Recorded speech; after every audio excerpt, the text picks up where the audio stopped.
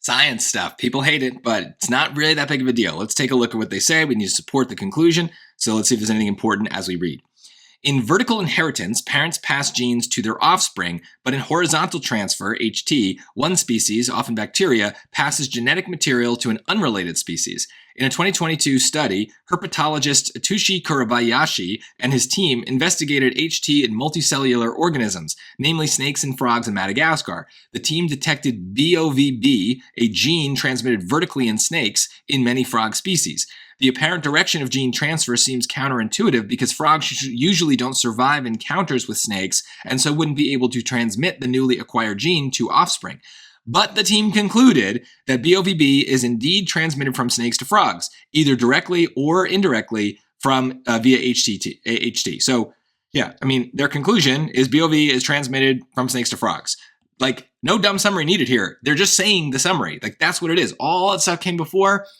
It's there if I need it. I don't know. I don't really care too much about all the history of HT and everything like that. Snakes to frogs. Snakes to frogs. That's what we're focused on. A, BOVB can be transferred across frog species through HT. Well, where are the snakes? They're not in there. Get rid of them. Snakes to frogs. B, parasites known to feed on species of snakes and frogs in which the BOVB gene occurs also carry BOVB. Okay, well, they're talking about snakes. They're talking about frogs. So it seems reasonable that if there's a parasite, then the parasite is eating part of the snake and then jumping off and going to a frog and then eating part of the frog, and the BOVB thing is kind of going with it. So I don't even need to think about it that much. It's a snake and a frog have the same parasite. So how would the gene transfer? Maybe through the parasite. This is a reasonable thing that is very dumbly connected to what they said in the passage. So I'm definitely keeping B. C, BOVB cannot be reliably transmitted from a snake species to bacteria that are usually encountered by frog species. Well, it mentions the snake, it mentions the frog, but it says it can't do it, right? So we need to support. This is going to weaken their conclusion.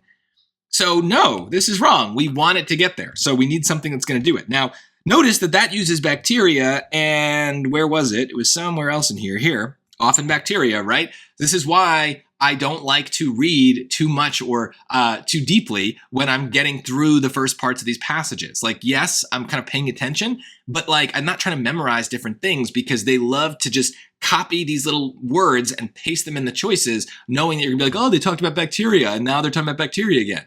Well, it says often bacteria. It doesn't have to be bacteria. And I just don't care about that. If it says it cannot go between snakes and frogs, that undermines everything. So you got to just be careful that you're not latching on to specific scientific terms as you do these questions.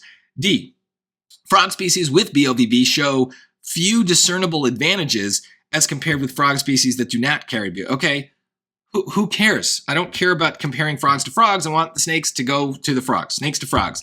Only B is about snakes to frogs. The College Board thinks this is a hard question. They classified this in the question bank as a hard question. This is easy in my mind. You guys got to get this because the dumb summary works so well here. We just need to know snakes to frogs, snakes to frogs. That's it. Everything else is just filler, right? So it's not close. There is no other choice that could have been in contention. You really just need to know what it means to transfer something. What did they use? Transmit, I guess. Transmit is the only word you really need to know here. So what do you think? Did you think this was hard? I mean, it reads hard, it feels hard as we're doing it, but you can't let that intimidate you. The conclusion is clear. So for many of you, this is a question where you might get overwhelmed, but I think this is a must-get question. If you want a 700 plus, 750 plus on the SAT, you cannot get a question like this wrong. This is a huge opportunity on a hard question to get an answer very, very confidently.